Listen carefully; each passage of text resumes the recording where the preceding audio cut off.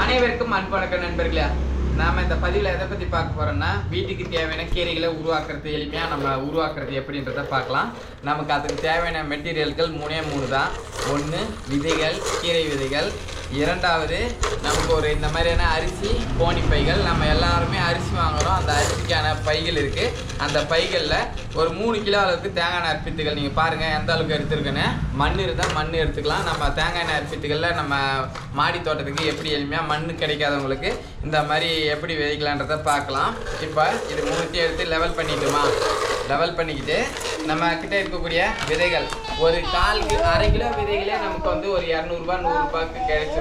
ஏன்னா விதைகளுடைய காஸ்ட், கீரை விதைகளுடைய காஸ்ட் கம்மி. இப்போ நம்ம அதில் கொஞ்சம் விதைகளை எடுத்து நீங்கள் பாருங்கள், சிகப்பு தண்டுக்கீரை விதைகளை நம்ம எடுத்திருக்கோம். அதை கரெக்டாக இந்த இதில் தூவிக்கணும். அழகாக தூவிட்டு நம்ம ஒரு கலர் விதைகளை எப்பயுமே மேலே எட்டும் வச்சுருந்தோம்னா அந்த விதைகள் முளைக்காது. அதனால் அதை கொஞ்சோண்டு கலரி விட்டுக்கணும். நம்ம தேவையான விதைகளை இப்போ விதைச்சிட்டோம். இப்போ விதைச்ச விதைகளை நம்ம இதில் வச்சு மிக்ஸ் பண்ணிவிட்டு அப்படியே வச்சோம்னா, ஏன்னா இதில் போதுமான ஈரம் இருக்குது. ஒரு 3-4 நாட்களில் முளைக்க ஆரம்பிச்சிடும். இதிலேருந்து நம்ம வரக்கூடிய கீரையை ஒரு 20 நாட்கள்லேருந்து ஒரு 30 நாட்களுக்குள்ளே பறித்து நம்ம வீட்டுக்கு தேவையானதாக பயன்படுத்தலாம்.